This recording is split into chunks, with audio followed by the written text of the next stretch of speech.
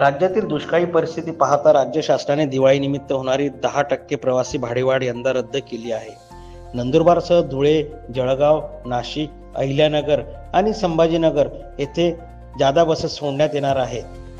त्याचबरोबर नंदुरबार पुणे दर 2 तासाला बस उपलब्ध असल्याची माहिती नंदुरबार आगार प्रमुख संदीप निकम यांनी दिली. संदीप निकम, आगार व्यवस्थापक, राज्य परिवहन नंदुरबार आगार. सालाबादाप्रमाणे दीपावली सणानिमित्त नंदुरबार आगाराच्या वतीने जादा वाहतुकीचं नियोजन करण्यात आलेलं आहे. पुणे, संभाजीनगर, नाशिक या मुख्य मार्गांवर राज्य परिवहन नंदुरबार आगाराच्या वतीने बस सेवा मोठ्या प्रमाणावर आपण नियोजित केलेली आहे. पुण्यासाठी दर 2 तासांनी दिवसभरासाठी आपण बस फेऱ्यांचं नियोजन केलेलं आहे. नाशिकसाठी दर अर्ध्या तासांनी या ठिकाणी बस फेऱ्या प्रवाशांना उपलब्ध करून दिलेल्या आहेत. त्याचप्रमाणे स्थानिक पातळीवर जेवढ्या लोकांच्या गरजा असतील किंवा प्रवासी उपलब्धतेनुसार देखील आम्ही प्रत्येक मार्गावर जादा वाहतूक या ठिकाणी करणार आहोत. यावर्षी जे सालाबादाप्रमाणे 10% भाडेवाढ महामंडळाकडून करण्यात येते ती यावर्षी या ठिकाणी भाडेवाढ रद्द केलेली आहे. त्याच्यामुळे जास्तीत जास्त प्रवाशांनी राज्य परिवहन महामंडळाच्या सुरक्षित बस सेवेचा लाभ घ्यावा असं मी राज्य परिवहन नंदुरबार आगाराच्या वतीने आवाहन करतो. सर्व प्रवासी वर्गाला आणि नंदुरबारकरांना दीपावली या मोठ्या सणाच्या खूप खूप शुभेच्छा देतो. धन्यवाद. एसटी व्यतिरिक्त खासगी प्रवासी वाहतुकीने प्रवास करणाऱ्या अनेक प्रवाशांनी दिवाळीनिमित्त आधीच बुकिंग केली आहे. नंदुरबार येथून नियमितपणे मुंबई तसेच पुणे या महानगरांसाठी दररोज 10 लक्झरी बसेस जात असतात. दिवाळी हंगामात मोठ्या प्रमाणावर प्रवाशांची गर्दी असल्याचे चित्र आहे. याबाबत खासगी ट्रॅव्हल चालकांनी देखील आपले म्हणणे मांडले आहे.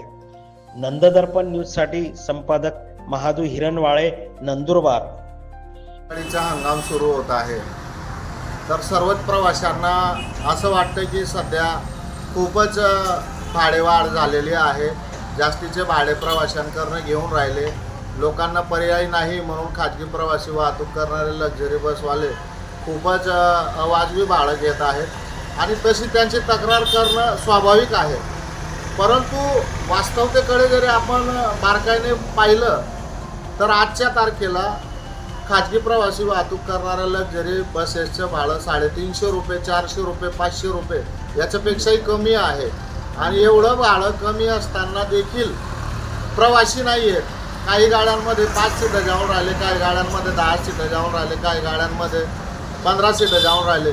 एवढे सीटांवर इतक्या लांबपर्यंत पुण्याला गाडी पाठवणं हे कुठल्याही गाडी मालकाला परवडत नाही.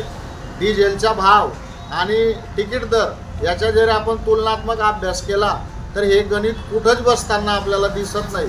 परंतु तरी देखील आमचे प्रवासी हे कायमचे ग्राहक असल्यामुळे त्यांना सेवा देणं हे गाडी मालकांचं आणि खाजगी प्रवासी वाहतूक तिकीट बुकिंग करणाऱ्या संचालकांचं नैतिक कर्तव्य आहे. असं समजून आम्ही लोकांना आहे त्या रेटमध्ये पाठवायचं हे निश्चित आहे. गाडी इथून कमी सीटांवर जरी गेली तर दिवाळीला आपापल्या गावी येणारे प्रवासी हे 2 पैसे जास्तीचे भाडं आकारून आपापल्या गावी येत असतात.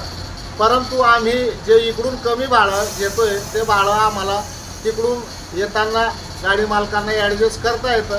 याच्यासाठी गाडी मालक इकडं खाली गाड्या पाठवत असतात.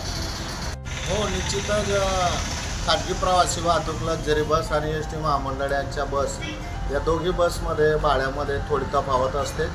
त्याचं कारण असं आहे की हे खाजगी प्रवासी वाहतूक करणाऱ्या लक्झरी बस या एअर सस्पेन्शन बस असतात. त्यातल्या त्यात स्लीपर व AC बस असतात. त्या अनुषंगाने त्या गाड्यांचं भाडं जास्त असणं साहजिकच आहे. त्या मानाने STचं भाडं कमी असतं. परंतु शासनाच्या नियमानुसार व RTO महोदयांनी दिलेल्या निर्देशानुसार STच्या भाडेपेक्षा 1.5 पट भाडं खाजगी प्रवासी वाहतूक करणारे लक्झरी बस घेऊ शकतात असं जनरली आहे. तर त्या अनुषंगाने खाजगी प्रवासी वाहतूक करणारे लक्झरी बस संचालक हे भाडं घेत असतात.